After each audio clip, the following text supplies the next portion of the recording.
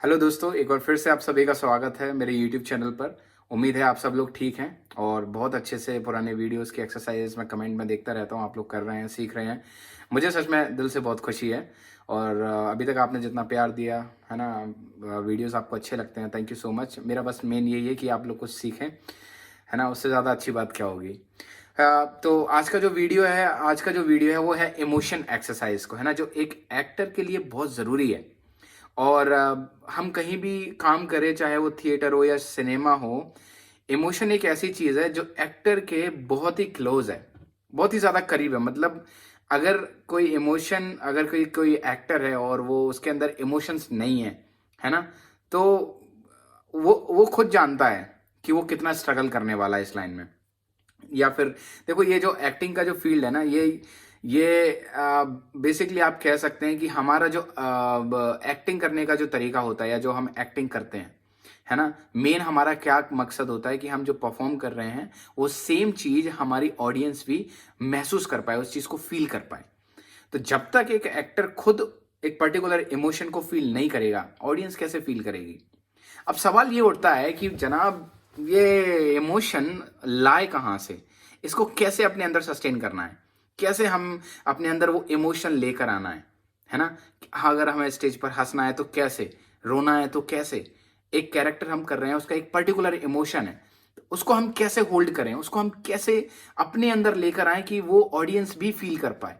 ये एक सबसे बड़ा सवाल होता है। तो चलिए इसी सवाल को हम सुलझाने की कोशिश करते हैं।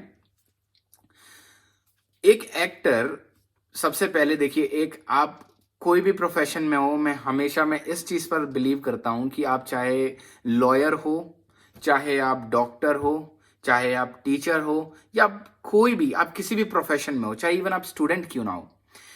देखिए, हम एक चीज तो हमें माननी पड़ेगी कि हर कोई अपनी जिंदगी में अभिनय करता है, रोज 24 घंटे, सुबह से लेके दिन के खत्म होने तक वो अभिनय करता है। चाहे आप इस चीज को मानो या मत मानो, ये फैक्ट है। और जो लोग थिएटर से रिलेटेड नहीं है और जो मेरी वीडियो देख रहे हैं, मैं ये चीज प्रूव भी कर सकता हूं। आप अपने घर से तैयार रहते हो, जब आप घर में होते हो तो आप एक अलग तरह का किरदार निभाते हो।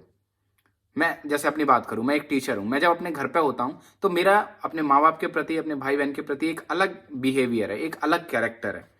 सही है, मैं उनके साथ एक अलग तरीके से बिहेव करता हूं, हर एक चीज में, बोल चाल में, उठने बैठने में, पहनने ओढ़ने में, खाने पीने में, सब चीज में। जैसे ही मैं स्कूल आता हूं, मेरा कैरेक्टर चेंज होता है, बिकॉज मैं एक अलग कम्युनिटी में हूं फिर। तो मुझे अपने आप को उस हिसाब से ढालना होता है, बोल चाल में, उठने बैठने में, खाने पीने में। अब देखिए, मैं घर पे होता हूं तो मुझे नहीं पता आप लोग इसको क्या समझोगे। हमारे घर में चावल और दाल जब हम खाते हैं तो हम लोग हाथ से खाते हैं, है ना। वो मैंने शुरू से किया है, हमारे घर का हम ऐसे ही खाते हैं। But when I come to school, तो वहां मुझे एक अलग मेंटेन करके रखना है। तो स्पून होता है, फोक होता है, तो एक अलग तरीका होता है ना। जब हम चेयर पे जब बैठते हैं तब, घर में हम क्या खाते हैं, धरती पे खाते हैं आराम से बैठ के। सही है कि नहीं। तो ये हर एक की लाइफ ले लो। मेरे पिताजी हैं, पुलिस वाले हैं, जब वो घर पे होते हैं तो उनका एक अलग तरह का बिहेवियर होता है ना। और जब वो जॉब पर होते हैं तो उनका एक अलग तरह का बिहेवियर होता है। तो हर आदमी अपनी अपनी जिंदगी में एक अपना किरदार निभाता है, हर एक जगह। आप बच्चों को ले लो, बच्चे अपने माँ बाप से जब घर पे होते हैं एक अलग तरीके से बिहेव करते हैं, जब वो स्कूल में आते हैं तो टोटल पर्सनैलिटी चेंज। एक्टर भी क्या करता है, कोई भी एक किरदार लेकर अपने आप को उस किरदार में ट्रांसफॉर्म करता है। ट्रांसफॉर्मेशन ही चल रहा है ना। हम रियल लाइफ में भी अपने आप को ट्रांसफॉर्म करते हैं ना। एक स्टूडेंट से हम टीचर में आ जाते हैं, फिर टीचर से माँ बाप होते हैं। हर एक तरह से हम अपने आप को ट्रांसफॉर्म कर रहे हैं, हर एक जगह, चाहे वो कोई भी सिचुएशन हो। आप ये मानो या मत मानो, हम हर समय एक्टिंग करते हैं, हर समय। आप समझ रहे हो, अभी मैं आपके सामने बैठा हूं, ये मेरा तरीका नहीं है, मैं रोज ऐसे बात नहीं करता हूं। मेरी बोलचाल वाली भाषा अलग है, समझ रहे हो। तो हर समय हम एक एक्टिंग करते हैं, वो अब पहले हमको समझना है। दूसरी बात, हम किसी भी प्रोफेशन में हों, सबसे पहले आप एक चीज याद रखना, स्पेशली जो ड्रामा वाले हैं, जो थिएटर वाले हैं, जो सिनेमा वाले हैं, सबसे पहले एक चीज हमें याद रखना है अपनी जिंदगी में, you must have to be a good person. एक ऐसा आपको पर्सन होना चाहिए जो दूसरों को, दूसरों के दर्द को समझ सके। ये जो इमोशन एक्सरसाइज है, ये इसी से बहुत हद तक रिलेट करती है, बहुत हद तक। आप माने मेरी बात। आप अगर एक अच्छे इंसान नहीं है, और जो कि मैं उम्मीद करता हूं आप सब होंगे बहुत अच्छे इंसान, लेकिन अगर आप नहीं हैं और आप ड्रामा में आने का सोचते हैं, आप सोचते हैं कि मैं अपने कैरेक्टर को ऐसा करूं कि जब मैं रोऊं तो सामने वाला भी रोने लगे, तो वो तो तभी हो सकता है जब आप सामने वाले के दर्द को आप समझोगे, तब दूसरा आदमी आपके दर्द को समझेगा। मानते हैं इस बात को? देखिए, एक एक्टर को ना बहुत संवेदनशील होना चाहिए, दूसरों की भावनाओं को समझने वाला होना चाहिए। खास करके ये इमोशन एक्सरसाइज के बारे में मैं बता रहा हूं। मैं अगर किसी गरीब आदमी को देखकर मेरे अंदर एक दया नहीं आती, मेरे अंदर वो फील नहीं आती कि बेचारा किस परिस्थिति में अपने आप अपना जीवन चला रहा है, कैसे खाता होगा, कहां सोता होगा, अगर मैं इस चीज को नहीं समझ सकता, तो मेरे दोस्तों याद रखना, मैं जिंदगी में कभी एक गरीब आदमी का कैरेक्टर मैं प्ले नहीं कर पाऊंगा। मैं वो इमोशन कभी अपनी जिंदगी में कैरी नहीं कर पाऊंगा स्टेज पर। क्यों? क्योंकि मैंने रियल लाइफ में कभी उसका दर्द समझा ही नहीं। आप समझ रहे हैं मेरा क्या कहना चाहता हूं इमोशन एक्सरसाइज को लेकर? हम हम अलग अलग फील्ड में हैं, है ना? हम हर जगह जाते हैं, घूमते हैं, हम हर तरह के लोगों को देखते हैं। आप मॉल जाइए, तरह तरह के बच्चे मिल जाएंगे, पेरेंट्स मिल जाएंगे, है ना? आप एक जगह देखेंगे, एक बच्चा है जो अपने पेरेंट्स से कुछ मांगता है और पेरेंट्स हंसी खुशी उसको दिला देते हैं। लेकिन वही एक बच्चा है जो अपने पेरेंट्स से मांगता है, बट बेचारे वो उसके उतने लायक नहीं है कि वो उसको वहां से कुछ खरीद के दे सकें, तो कुछ बहाना बनाते हैं, कुछ बात बनाते हैं, है ना? और वहां से ले जाएंगे, बच्चे का मुंह उदास हो जाएगा। तो हम हर तरह की परिस्थिति देख रहे हैं। As an actor always remember, keep your senses open. याद रखिए, मैंने आपको 5 सेंसेस के बारे में बताया था, जिसमें से देखना एक अपना सेंस है। तो अपनी आंखों को एक एक्टर होने के नाते 24 घंटे आप खुला रखें। आप देखते रहें कि आपके आसपास क्या हो रहा है, कौन हंस रहा है, कौन रो रहा है, हंस भी रहा है तो कैसे हंस रहा है, किस परिस्थिति में कैसे हंसता है, रो रहा है तो किस परिस्थिति में कैसे रोता है। देखिए, जब हम किसी की डेथ में जाते हैं वहां लोग अलग तरीके से रोते हैं, लेकिन वहीं कोई हमारा दोस्त अगर हमारा दिल तोड़ देता है तो हमारा रोना एक अलग होता है। कई बार वो दिखता है, कई बार नहीं दिखता। समझ रहे हैं? Emotion it's a very deep subject और मेरे लिए बहुत मुश्किल है इतने कम समय में मैं हर चीज को मैं कवर कर पाऊं, है ना? तो आप बस देखते रहिए, मैं अपनी तरफ से पूरी कोशिश कर रहा हूं, ठीक है? तो as an actor always remember, keep your eyes open 24/7। 24 घंटे आप अपनी आंखें खुली रखें, अपने सेंसेस का यूज करें। दूसरी बात, you must have to be a good person. आपको समझना पड़ेगा कि सामने वाले की परिस्थिति कैसी है। सिंपल लैंग्वेज, दूसरों के दर्द को समझना चालू कीजिए। अगर आप नहीं समझते हैं तो, है ना? आप दूसरों की परिस्थितियों को समझने की कोशिश कीजिए। तो इस तरीके से हम अपने अंदर एक इमोशन, एक सेंस हम डेवलप कर सकते हैं, है ना? शुरुआत ऐसे ही होती है। अब इमेजिन करिए, जैसे मान के चलिए, मैं एक एक्सपीरियंस सुनाता हूं। मैंने भीष्म शाहनी जी का मैंने प्ले किया हानुष, ठीक है? तो जिन लोगों ने पढ़ा है अच्छी बात है, जिन्होंने नहीं पढ़ा आप जरूर पढ़ें। बहुत अच्छा प्ले है, मतलब फुल ऑफ इमोशन, बहुत जबरदस्त प्ले है। एक आदमी होता है जिसका नाम हानुष होता है, पोर्चुगीज की चेकोस्लोवाकिया की एक स्टोरी है उसके अंदर, है ना? वो पराग में रहता है। पराग में जो चेकोस्लोवाकिया एक जगह है, वहां पर एक टावर है जो है रियल में है ना? उसको क्लॉक टावर बोलते हैं। आप यूट्यूब पर वीडियो चेक कर सकते हैं या गूगल पर देख सकते हैं। तो जिस बंदे ने वो घड़ी बनाई उसके ऊपर वो प्ले है, थोड़ा फिक्शन भी है, थोड़ा नॉन फिक्शन भी है, इमेजिनेशन भी उसमें है। तो वो हानुष का कैरेक्टर मैंने किया, ओके? अब उस कैरेक्टर में वो बंदा बचपन से उसने अब देखा था कि एक शहर में उसने कहीं घड़ी देखी और उसने उसके मन में तब से एक बात घर कर गई कि मैंने भी अपनी जिंदगी में एक घड़ी बनानी है। लेकिन परिस्थितियां गरीब थी, वो गरीब था, परिस्थितियां ऐसी थी, वो नहीं कर पाया। तो 14 साल से वो ताले बनाने का काम करता रहा। बचपन से उसने ताले बनाने का काम किया, लेकिन कहीं ना कहीं होता है ना, जैसे अब मेरा सपना है कि मैं लंदन में एक नेशनल थिएटर एक है वहां पर, ये मेरा सपना है लिटरली। लंदन में नेशनल थिएटर है, मैं वहां जाकर एज एन एक्टर मुझे परफॉर्म करना है, ये मेरा सपना है। हालांकि अभी फिलहाल मेरे लिए पॉसिबल नहीं है, बट मैं कुछ और काम कर रहा हूं अपनी जीविका चलाने के लिए, ठीक है? हर कोई करता है यार, सबका अपना सपना होता है। जरूरी नहीं है कि हर कोई उस सपने को एकदम से अचीव करे, बेबी स्टेप्स हर कोई लेता है। तो वो भी हानुष भी वही कर रहा था, उसने बेबी स्टेप लिया और अपने आप को उसको फिर, मतलब स्टोरी इस तरीके से चलती है कि उसको गिरजाघर वाले, चर्च के लोग और नगर पालिका के लोग उसको सपोर्ट करते हैं। वो घड़ी बनाता है है ना, फाइनली वो घड़ी बनाता है। तो जब चर्च वाले उसको पैसा देना बंद कर देते हैं तो नगर पालिका वाले उसको लास्ट मोमेंट पे पैसा देते हैं और वो फाइनली घड़ी बनाता है, और वो घड़ी जो है नगर पालिका की बिल्डिंग पर लगती है।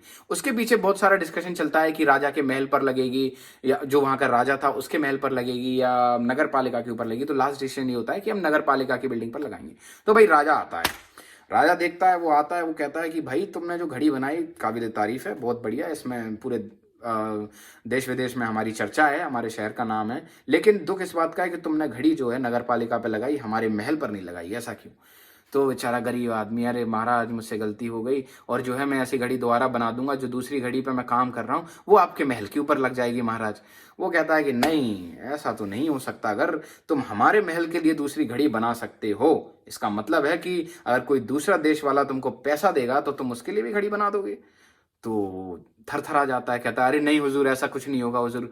बेचारा गरीब आदमी राजा के सामने क्या बोले, गरीब बच्चे, ऑलरेडी उसका एक बेटा मर चुका है। तो राजा हुक्म देता है कि देखो ऐसा ना हो, उसके लिए तो एक ही उपाय है कि तुम्हारी आंखें निकाल दी जाएं। पहले वो डिसाइड करता है कि हाथ काट दिए जाएं, तो वो कहता है कि नहीं, अगर हाथ काट देंगे फिर भी तुम बोल सकोगे, देख सकोगे, तो कोई तो अपना शागिर्द कोई रखोगे जो घड़ी बनाएगा। तो उसने कहा कि नहीं, अगर तुम देख ही नहीं पाओगे काम किस तरीके से चल रहा है तो तुम घड़ी नहीं बना पाओगे, तो आंखें निकलवा देता है।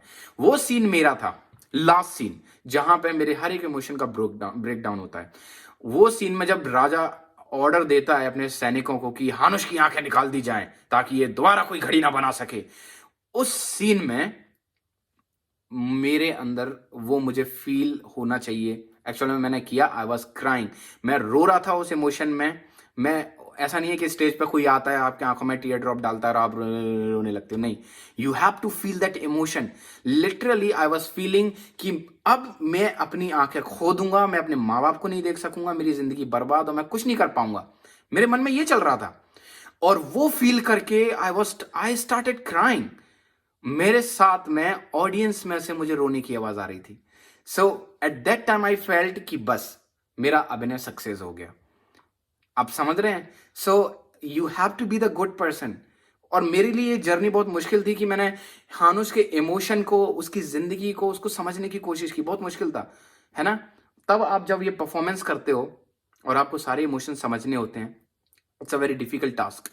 तो मेरे दोस्तों, आपसे यही कहना है कि आप जो है बी अ गुड पर्सन और अपने आप को समझने की कोशिश करें, दूसरे के इमोशंस को आप समझने की कोशिश करें, तब जाके आपको इमोशन अपने अंदर कैरी कर पाओगे और आप दूसरों तक ले पाओगे। अब एक्सरसाइज क्या करना है, always keep your eyes open, है ना, दूसरों को देखो, try to feel their pain. जो बंदा दर्द में है उसका पेन समझने की कोशिश करो, try to put yourself in that situation. अपने आप को उस परिस्थिति में रखने की कोशिश करो कि अगर मैं होता, मेरी स्थिति क्या होती, मैं कैसे करता। समझ रहे हो? बड़ा आसान होता है जब ट्रेन में कोई आपसे भीख मांगने आता है और आप कहते तो भाई साहब छुट्टी नहीं, आगे जाओ। As an actor maybe, मैं ये नहीं कह रहा हूं कि आप हर समय देते रहो, बिकॉज ऐसा नहीं है कि किसी किसी की परिस्थिति सच में खराब होती है। So we need to understand, है ना। मोस्ट ऑफ द टाइम मैं क्या करता हूं, अपने साथ कुछ चिल्लर आप एक्स्ट्रा रखो जब आप ट्रैवल करते हो, किसी को 1-2 रुपए दे दो, कुछ घटना बढ़ना नहीं है ना, but you try to understand their feeling, वो कैसे उस परिस्थिति से निकलते हैं यार। आप मेरा भगत सिंह वाला एक इमोशन देखना, भगत सिंह वाला मेरा एक मोनोलॉग मैंने डाल रखा है, आप उसको देखिए। उसमें लास्ट में कुछ डायलॉग्स आते हैं, जब उसकी आवाज, जब वहां पर दर्द आता है, एक्चुअल में डायलॉग से आप फील कर जाओगे अगर आप एक्सरसाइज में हो तो, है ना।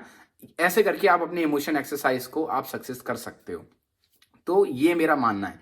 अगर आप कोई भी डिफिकल्टी फेस करते हो, है ना, कई बार हो सकता है आपके मन में इस एक्सरसाइज से रिलेटेड जो भी क्वेश्चन हो, आप मुझे मुझे कमेंट बॉक्स में डालना। ऑलरेडी मेरे पास बहुत सारे क्वेश्चंस हैं, मैं सब क्वेश्चंस को लेके एक मैं पर्टिकुलर वीडियो बनाऊंगा और उसका मैं हर एक क्वेश्चन का मैं जवाब देने की कोशिश करूंगा, है ना।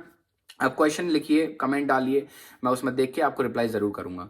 और हमारी जो एक्सरसाइज थी इसी वीडियो के साथ हम खत्म करते हैं, है ना। हमने मस्कुलर एक्सरसाइज डाल दी, हमने इमोशनल डाल दी, सेंस डाल दिए, इमेजिनेशन डाल दी। अब हमारी इमोशनल, मतलब ये 5th वीडियो है जो मैंने डाली है। अब सारे एक्सरसाइज को आप रेगुलरली करें अपने डेली लाइफ में, it's really good for your acting, है ना। आप कोशिश करते रहें। जहां भी कोई कंफ्यूजन होती है, you can text me on my Instagram, Facebook है, यूट्यूब पे है, कमेंट्स करें, कोई दिक्कत नहीं है।